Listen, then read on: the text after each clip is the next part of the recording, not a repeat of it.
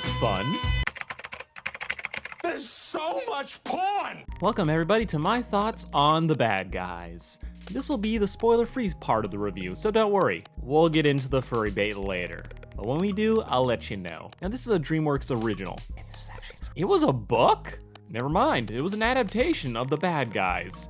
It's a story of a group of criminal animals trapped by the label of being the stereotypical villainous monsters, and we watch them as they pretend to reform to pull off the biggest heists of their career. It's an animated heist film, with GTA chase scenes, a great soundtrack, and even better animation, and this film is definitely gonna get slept on. Phrasing? Now let's just get the dumb comparisons out of the way. This film is Zootopia from Nick's perspective. It's less horny Beastars, it's a heist version of Megamind, and it's Shrek but on speed.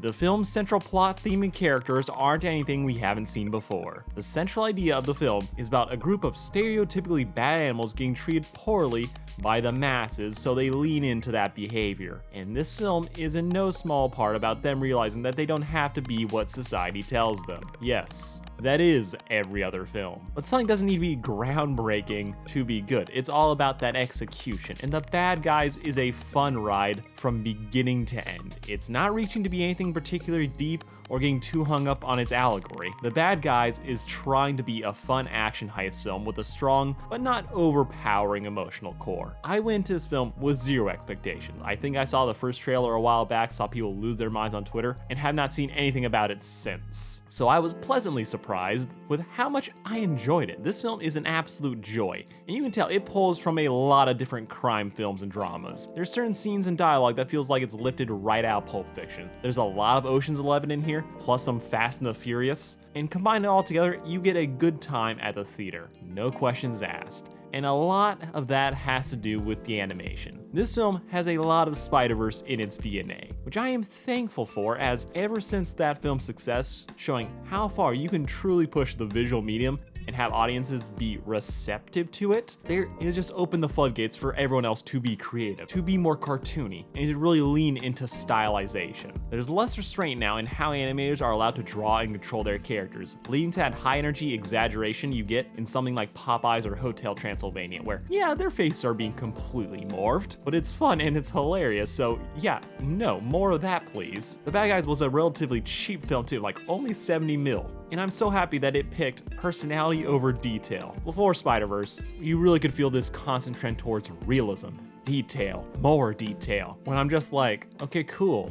It's Uncanny Valley. But now we see that more push towards stylization, and really just moves us back to the place where animated films feel like they are being made for animation, instead of hardwiring a live action film into an animated format. From the eyes to the speed lines, everything about this just gives that extra kick that a lot of other 3D projects are missing. The car chase scenes are easily the best sequences in the film. It reminds me a lot of a really good Grand Theft Auto run, where, okay, you're not really in any danger. This is just you versus the police, and it's you watching other people just do the craziest shit to get out of there. The laws of physics are out the window. You don't really get that sense of danger that this is do or die, but it is exciting. It feels intense, and that energy just pulls you throughout the entire scene and lets you just ride that rule of cool. There's banter in these action scenes, but it feels natural and just enhances the experience rather than distracts from it. It's definite style over substance, but when the style is this good, I really can't complain. Honestly though, if the visuals weren't as great as they are, I think the cast for this one could honestly carry the film regardless. The Bad Guys comprised of animals named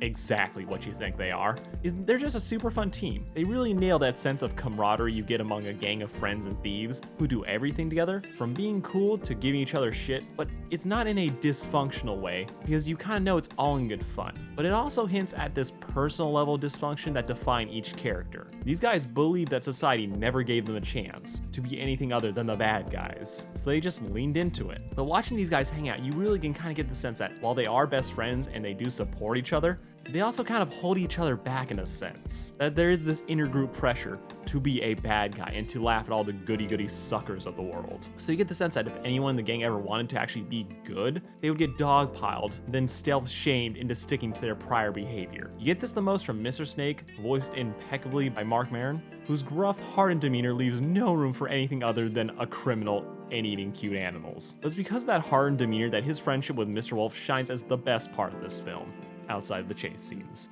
as Mr. Wolf does feel that pull to be good. But for every step forward he takes, he has to either walk it back or rationalize it to keep his friends on his side. Honestly, I think this film could have done a lot with exploring the ideas of a toxic friend group like that. Like, it doesn't fully commit to here, you just get hints.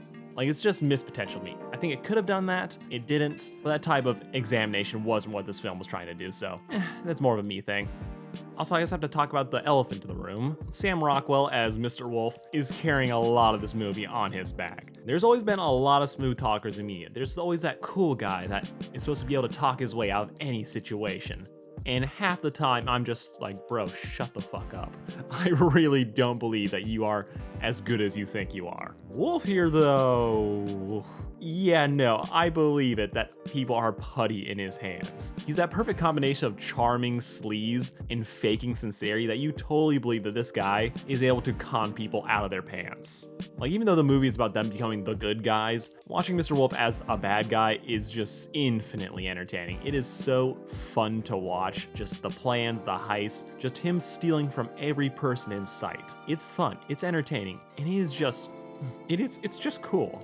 And the rest of the cast isn't slouching either. All the celebrity voice roles are doing exactly what you think they're doing. Richard Ayoade from the IT crowd is here, and I'll be honest, I can never say no to him. But across the board, everyone knew exactly what the assignment was. And overall, I really like this film. Pacing is solid, could have shaved off maybe 10 minutes at the end, but if you have a passing interest in this film, you should definitely go check it out. The rest of the video is now going to be spoilers, so jump ship now if you care about such things. One day you'll have to face the consequences of your actions. No, I won't. People forgive you if you're likable, and I'm the most charming SOB anyone's ever met. Okay, the guinea pig is the villain, and unlike most twist villains, I think they actually pulled this one off. As unlike other examples like in Zootopia or Hans, where their personality does a complete 180 once they make the reveal, effectively making them two different characters, coming across as the movie tried to trick the audience rather than the characters. But for me, Marmalade works as they do enough legwork to sprinkle in the hints that his good guy shtick isn't perfect. He's not as good as he pretends to be. From his very first lines, you can pick up that hidden narcissism that he just can't quite hide. Like, he says it's a tie between him and Mother Teresa for the best person award, or the fact that he keeps losing his temper whenever the bad guys keep making jokes. Marmalade nails when he has to be nice, but you can see that frustration, annoyance, and that little bit of ego that just tells you something else is going on with this guy, so that when they do the reveal that, hey, this guy, he's evil, you totally buy it, and it's not just it's not some out of nowhere twist. You understand it, you saw the hints, and you have enough of him in the rest of the film as a villain to still love and appreciate when the little piggy is hamming it up, making for a pretty believable villain. What's less believable is how he claims that he pretty much was playing Wolf from the beginning. Like, he was the old lady Wolf saved. He intentionally talked about a wag in your tail to break Wolf's disguise and have him get caught at the gala and be placed in his care. I know it's a heist film and twists and double twists are to be expected, but that felt like a bit of a stretch. They didn't have to make Marmalade that much of a master plan to show off how villainous he is. It could have just been as easily him taking the bad guys with an ulterior motive. It works in the film, but it definitely feels like an overshoot, which happens to a lot of mastermind characters. It's not enough for them to be the smartest guy in the room, they have to be the smartest guy ever, with plans within plans. And you really just don't need that extra step, just make him like, oh, opportunity, takes it. Also, Marmalade's final plan had me a little mixed. I like how they reincorporate the guinea pigs from the beginning of the film, but everything in this film, the long con, the stealing the meteorite, all of it was to mind-control guinea pigs and steal from his own charity. I think there are easier ways to steal from charity. Like, it's just a little bit underwhelming to me. Love the car chase it led to, but it didn't feel like this is like, oh my god, this is the climax. It was like, oh, this is what you're going with? I'm like, okay, but not the ending I would have pegged out. Also, I called the Mr. Snake twist of him double-crossing Marmalade, and I called that pretty much immediately. I really feel like they could have reworked it into a film and cut out the last 10 minutes. As while the car chase was fun, the moment they stopped and decided to go back for Snake was just a lot of you could have done this earlier, like, it's fine. But if you have them do this scene in the compound, have Snake do the reveal, have Marmalade do his own twist that he was onto their twist, you would still have that emotional moment between Wolf and Snake, and then have just one big chase instead of basically finishing one and having to start up another less interesting one. It's not bad, and I love the moment at the end where the bad guys turn themselves in and Marmalade gets caught because he's such a narcissist. The gem that he stole drops out of his pocket. But I just don't think it was really needed. I feel like they could definitely rework that last act to include most of the good stuff while still shaving off that final 10 minutes. I guess I have to talk about this one, but Diane the Fox. She and Wolf have great chemistry. The fan art will be a bit much, but I like them in this film. I love Zazie Beetz. She's good in everything. I will say though, I think her being the Crimson Paw, they could have foreshadowed that just a little bit more. Because when they're planning the big heist for the statue, they mention no one has ever pulled off this job before, not even the Crimson Paw, who didn't steal anything ever again after that. So that just primes your head to think like, okay, that character's gonna come back. But then they're never mentioned after that until the reveal with Diane, where it's just straight up like, she does badass things and was like, oh my god, you must be the Crimson Paw. I'm just like, wait, who the fuck is that? It's not just, oh, she's a badass. It's like, oh no, you're this one badass person that I have completely forgotten about. If they had reworked that in to be like, they name drop the Crimson Paw at least once or twice in the middle of the film, I feel like I'd be more like, oh, so they're that person, rather than like, wait, who? Making it feel just a little bit more natural. I'll say, for as much as I enjoy the crew of this film, Snake and Wolf are the only two that really matter. Everyone else is fun, but you learn next to nothing about them other than their gimmicks. And this is actually one of the few movies I've seen where I would honestly love to get an animated spin-off show. Something like Race the Edge for How to Train Your Dragons, where same issues as this film, you got the main two and everyone else, but with that extra time from a show, you can give those extra characters more screen time, actually develop them, rather than just leaving them as being the god-awful extras. Because I actually liked Tarantula, Shark, and the Piranha. They're way better than the How to Train Your Dragon crew. So if they just gave them more time, I feel like that would just be perfect.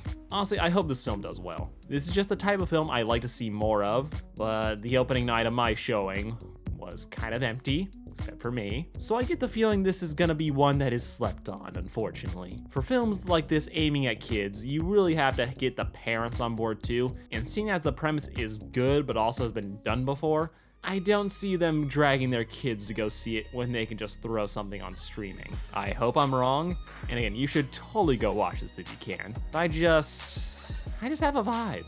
It was a solid 7 out of 10 though. Would definitely recommend. Thank you all for watching, like, share, yada yada yada. Keep an eye out for my next couple of videos as I'm gonna start doing a bit of a deep dive into the ships of a certain show and the fucking nightmare of 5 series worth of retcons and what that does to a wiki.